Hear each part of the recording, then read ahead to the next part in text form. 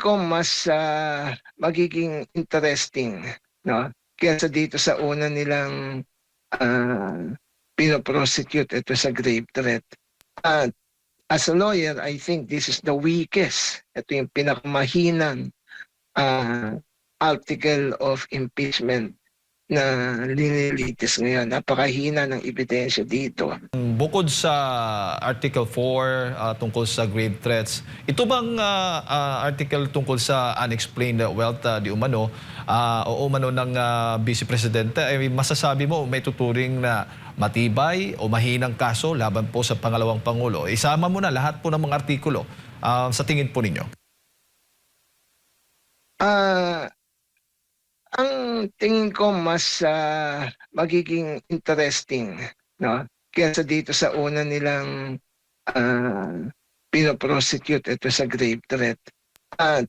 As a lawyer, I think this is the weakest. Ito yung pinakamahinang article of impeachment na linilitis ngayon. Napakahina ng ebidensya dito. At sabi nga ni dating Congressman Tupas, yan yung lead prosecutor ng panahon ni Chief Justice Corona. May move on na tayo. Wala pa napapatunayan dito. Oo. Kaya lang, ito ang tingin kong strategy nila. Mas nauunawaan kasi ng publiko itong sa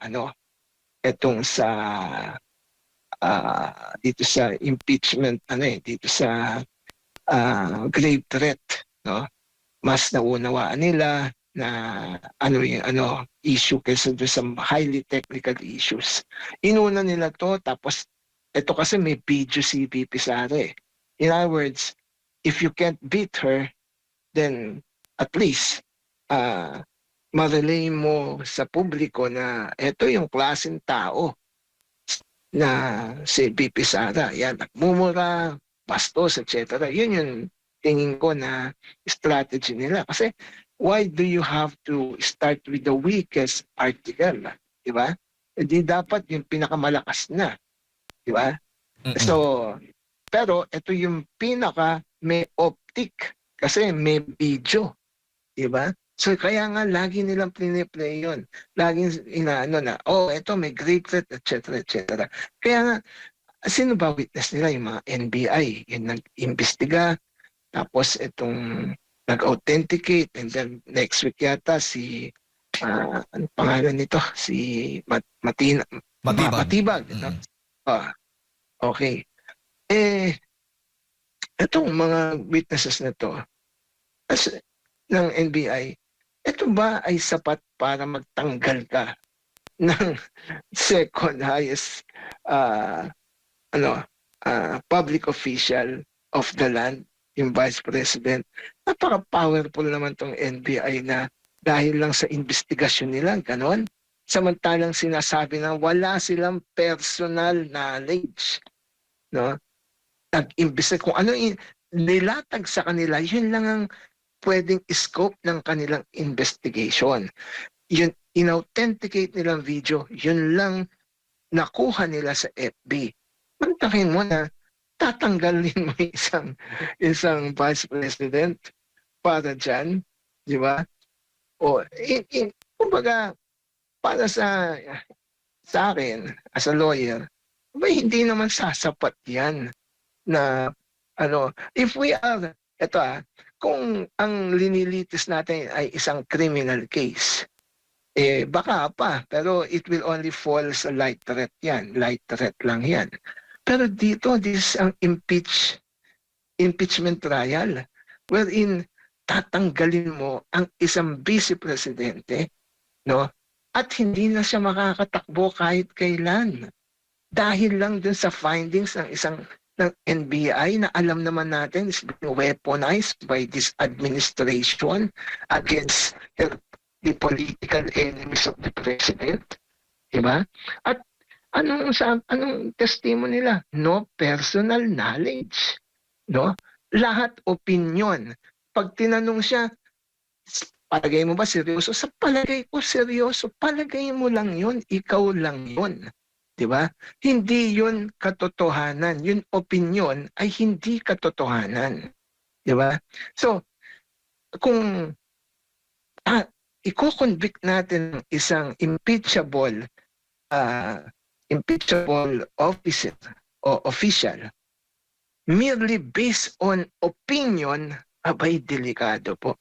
Baka baka every year mag-i-impeach na lang tayo pagka galit yung presidente sa isang justice, galit yung presidente sa ombudsman, galit yung presidente sa isang constitutional commission official like na inappoint niya like the COA, di ba? Abay, sobra naman yun na gagamitin mo lang yung NBI, yung opinion lang ng mga nag-imbestiga. Not, di ba? Eh, alam naman natin na kung ano ang sasabihin ng nakakataas sa kanila, at ito'y inamin ng first witness that they are orders from the higher ups. Di ba? Abay, yun ang susundin nila. Alam niyo, baliktarin natin. Sabihin natin, it was President Bongbong na nag-threaten kay Sara. Sa tingin nyo, aabot tayo sa impeachment ni Presidente based on that threat? Ha? Ay, takot lang ng mga yon. Opo, attorney, siguro bilang huling topic na lamang po, yung pag-question po doon sa timing ng naging pahayag nitong NBI director na sasalang sa susunod na linggo bilang witness, doon sa pagpapaimbestigan niya sa 2019 na SEA Games issue. Pumalag po kahapon yung magkapatid na Cayetano. Ano pong masasabi niyo po rito? Wala na tayong pag-asa dyan kay Matibag. Ganyan lang talaga yan. That is the directive sa kanya. No? Pero ingat-ingat siya dyan. Bakit? Baka maisama niya sa demanda yung mga ibang cabinet secretary ni BBM ngayon. Tingnan niyo kung sino yung mga talagang involved dyan. Di ba? Baka mapaso siya. Baka akala niya na it was just Alan Cayetano ang involved dun sa staging ng SEA Games. So, I think it is, yan ang threat. Tingin ko, that is more of a threat. No? Or if it's not a threat, then siguro, keme lang yan. Pero pag gusto niyang gawin, why not? Matagal na naman yung ginagawa yan eh. Di ba? Maaring hanggang ngayon na nandiyan sa NBI, untouchable siya, pero hindi naman siya forever dyan. There will always be a time for reckoning. No? So, nasa kanya yan. Ugali na niya yan as the director of the NBI. Wala na tayong magagawa sa taong yan. Opo. Yung posibilidad naman po na ma-contempt dahil po dito sa kanyang ginawa. Nasa impeachment court na yan. Kung i-contempt siya. Pero the impeachment court is a collective body.